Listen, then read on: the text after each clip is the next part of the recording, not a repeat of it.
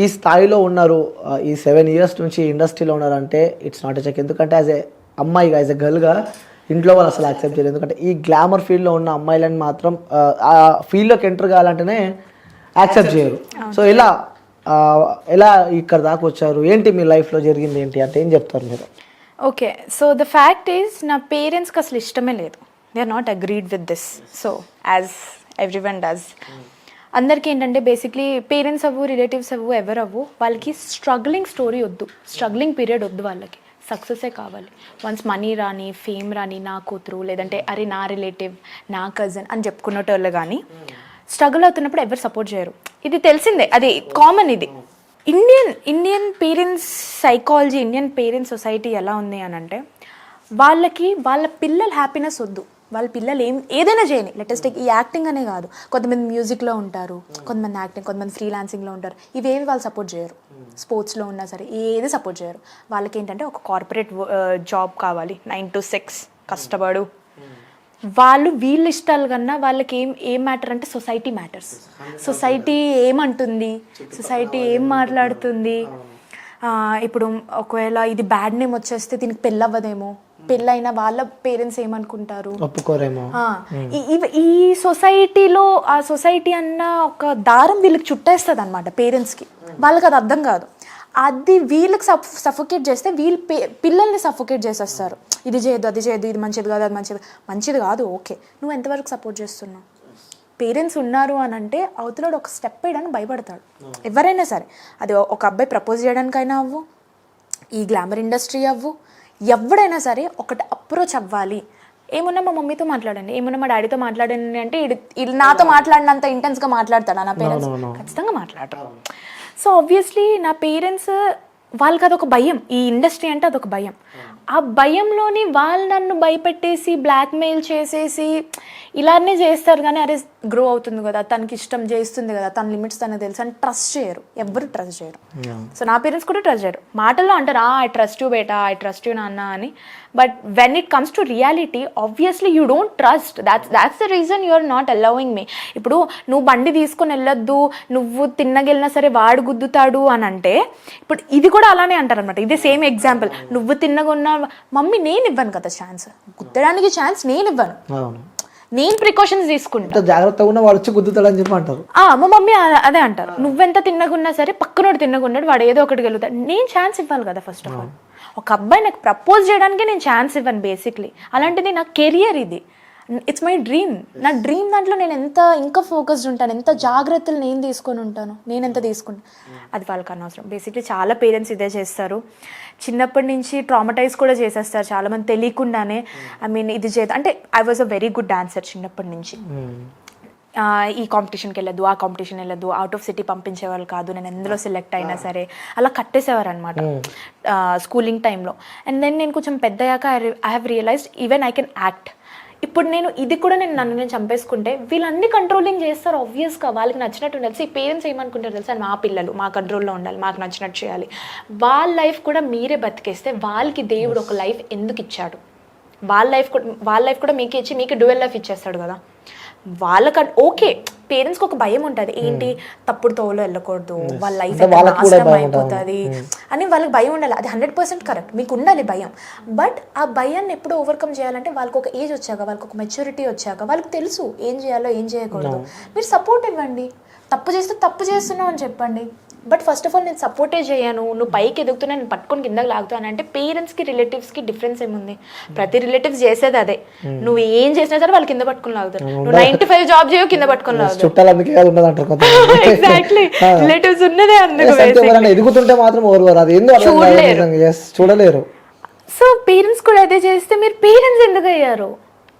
I mean your parents right, మనం ఒక family right. ఒక ఫ్యామిలీ అంటేనే సపోర్టింగ్ ఈచ్ అదర్. ఇప్పుడు మనం ఒక్కటే మనం చూస్ చేసుకోలేం, ఏదో తెలుసా. ఐ మీన్ దేవుడు, ఐ మీన్ మనం పార్ట్నర్స్ని చూస్ చేసుకోవచ్చు, ఫ్రెండ్స్ని చూస్ చేసుకోవచ్చు, అన్నీ మన కంట్రోల్లో ఉంటుంది, చూసింగ్ సమ్వన్. బట్ పేరెంట్స్ మనం చూస్ చేసుకోలేం, పేరెంట్స్ కూడా పిల్లల్ని చూస్ చేసుకోలేరు. అది దేవుడు ఇచ్చింది, ఎలా ఉన్నా సరే యాక్సెప్ట్ చేయాలి.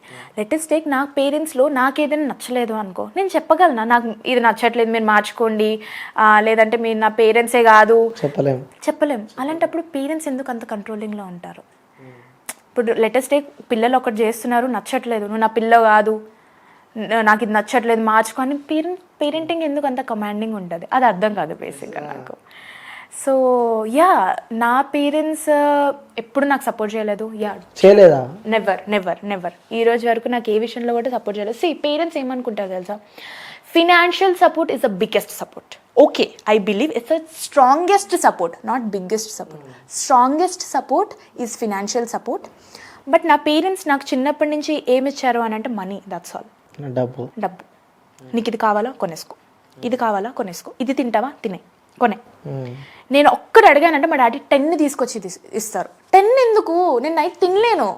ఆ 10 కూడా నేను మమ్మీ షేర్ చేసుకుని తినాలి, మా డాడీ తినరు. ఆ 10 ఎందుకు, నేను ఒక్కటి చెప్పినా కదా, అది ఒక్కటి తీసుకున్నా తయారు అంటే అది ఎక్స్ట్రా లవ్, ప్రేమ, ఎక్స్ట్రా లవ్. ఏంటి, ఒక్కటి అడిగింది ఫుడ్ ఐటమ్ 10 తీసుకొని రావాలి. అలానే ఈ ఫినాన్షియల్ సపోర్టే అన్నీ, ఇంకా ఫినాన్షియల్ సపోర్టే ముందుకు పుష్ చేస్తుంది అనుకుంటారు. ఈ ప్రాసెస్లో పేరెంట్స్ ఇమోషనల్ సపోర్ట్ ఇవ్వడం మర్చిపోతారు. ఇమోషనల్ సపోర్ట్ బేసిక్లీ పిల్లలకి దొరకదు, ఇవ్వలేరు. అంటే వాళ్ళు ఏమనుకుంటారంటే, ఓకే మనం ఇది ఇస్తున్నాం కదా, ఇంకేం కావాలి పిల్లలకి, కావాల్సింది ఇస్తున్నాం. పెన్సిల్ కావాలంటే పెన్సిల్, పెన్ కావాలంటే పెన్, బాక్స్ కావాలంటే బాక్స్, కంపస్, బ్యాగ్, షూస్, బట్టలు, హెయిర్ కావాలంటే హెయిర్ కేర్, పెద్ద స్కిన్ కేర్ కావాలంటే skin care, branded clothes, branded everything అన్నీ ఇస్తున్నాం కదా, ఇంకేం కావాలి. నో, ఇమోషనల్ సపోర్ట్ కావాలి మాకు. పేరెంట్స్ నుంచి కావాల్సిందే ఇమోషనల్ సపోర్ట్. మీరు మాకు నడిపించడం నేర్పిస్తారు, మాట్లాడడం నేర్పిస్తారు, తినడం చిన్నప్పటి నుంచి మీరు నేర్పించిన వాళ్ళు ఆబ్వియస్లీ మాకు ఒక జిల్లు ఉంటుంది మీకు షేర్ చేసుకోవాలని. 100%. ఆ ఇమోషనల్ సపోర్ట్ ఇవ్వరు, ఆ భయం అనేది పెట్టేస్తారు అనమాట. Why this, no you're not allowed, you not going to do this అంటే వాళ్ళకు భయం వచ్చేస్తుంది. వాళ్ళు అక్కడికక్కడ I mean emotional support parents నుంచి తీసుకోవడం మానేసి ఫ్రెండ్స్ నుంచి తీసుకుంటారు. సో అక్కడ ఐ మీన్ ఒక పాయింట్ వచ్చాక పేరెంట్స్ అలా బిహేవ్ చేయడం వల్ల వాళ్ళకి అర్థం కాదు, వాళ్ళకి షేర్ చేసుకోవట్లేదు ఏది అని. ఇప్పుడు పిల్లలు ఇంట్లో ఎలా ఉంటారు, బయట ఐ మీన్ ఇంట్లో ఎలా ఉంటున్నారో అది వాళ్ళ క్యారెక్టర్ అన్నది 100%. ఇంట్లో ఒకలాగా బయట ఒకలాగా, ఇట్స్ ఎగ్జాక్ట్లీ కరెక్ట్. అవును, మనం బయట బేసిక్లీ నటించాలి, మన ఇంట్లో కంఫర్ట్ జోన్ అది, మన ఇంట్లో మనకు నచ్చినట్టు. మనం ఇంట్లోనే నటిస్తాం పేరెంట్స్ దగ్గర, బయట ఉన్నది మన నిజం. మన ఫ్రెండ్స్ దగ్గర అవ్వు, మన పార్ట్నర్స్ దగ్గర, మనం బయట ఉన్నది రియాలిటీ అయిపోతుంది. పేరెంట్స్ ఏంటంటే ఇప్పుడు ఆ కంఫర్ట్నెస్ ఇవ్వరు, ఆ ఎమోషనల్ సపోర్ట్ ఇవ్వరు కాబట్టి మోస్ట్లీ కొంతమంది ఉంటారు అలా, ఇంకొంతమంది జ్యువెల్ గానే ఉంటారు. యా, చాలా మంది ఐ మీన్ ఇప్పుడు పేరెంట్స్ ఎలా అంటే సపోర్ట్ చేస్తారు. నీకు గర్ల్ ఫ్రెండ్ ఉందా నాన్న, ఎవరు నాన్న చెప్పు పర్లేదు అంటే అలా ఉన్నోళ్ళు కూడా ఉన్నారు. నీకు ఈ కెరీర్ ఇష్టమా, మానేసే, జస్ట్ డిగ్రీ చేయి, నామకే వాస్తే డిగ్రీ చేయి, దాని తర్వాత నీకు నచ్చిన కోర్సులో నువ్వు జాయిన్ అయిపో, ఇలా పేరెంట్స్ కూడా ఉన్నారు. But most of the parents అంటే ఎక్కువ కొంచెం ఓల్డ్ టైప్ ఆఫ్ పేరెంట్స్ ఉంటారు చూడు, కొంచెం ఓల్డ్ జమానాలో, అలాంటి వాళ్ళు వల్ల ఏమవుతుంది అంటే యా దిస్ థింగ్, ఫ్రెండ్స్ని సీక్ చేసుకుంటాము అండ్ ఒక పార్ట్నర్ని సీక్ చేసుకుంటాం. వీళ్ళ దగ్గర లేని ఇమోషనల్ సపోర్ట్, వీళ్ళ దగ్గర లేని లవ్ అక్కడ ఎత్తుక్కుంటాం. సో నెక్స్ట్ టైం నుంచి పేరెంట్స్ అడుగుతారు చూసారా, why love, why you are doing, అసలు ఎందుకు చేస్తున్నావు ఈ లవ్ ఎందుకు అని అంటే మీరు ఇవ్వలేదు. ఒక పాయింట్ తర్వాత మీరు డబ్బులే ఇస్తున్నారు, మీరు ఆ ఇమోషనల్ సపోర్ట్, ఆ ప్రేమ ఇవ్వట్లేదు. బట్ నన్ను అడిగితే పర్సనల్గా నా ఫాదర్ కన్నా నాకు మదరే సపోర్ట్ చేస్తారు. కొంచెమైనా లిటిల్ బిట్ డిఫరెన్స్ ఉంది ఇద్దరిలో. నాకైతే అంటే మోస్ట్ ఆఫ్ ది గర్ల్స్, నా ఫ్రెండ్ సర్కిల్ ఉన్న అందరు గర్ల్స్కి కూడా మదరే, ఫాదర్ సపోర్ట్. ఎందుకలా? ఫాదర్ ప్రేమ దొరకదు ఏమో, I don't know. Maybe they are busy with their works, వాళ్ళకి టైం ఉండదు, బిజినెస్లో అవ్వు, వర్క్లో అవ్వు, అంటే వాళ్ళ ఫోకస్ మొత్తం earning money. Okay, it's good, but నీకున్న లాస్ట్ 1 hour అయినా if you are spending with your childrens, you will అండర్స్టాండ్కి తను ఏ స్టేట్లో ఉంది, తను ఏ మైండ్ సెట్లో ఉంది, తను ఏం స్ట్రెస్ తీసుకుంటుందని అర్థమవుతుంది.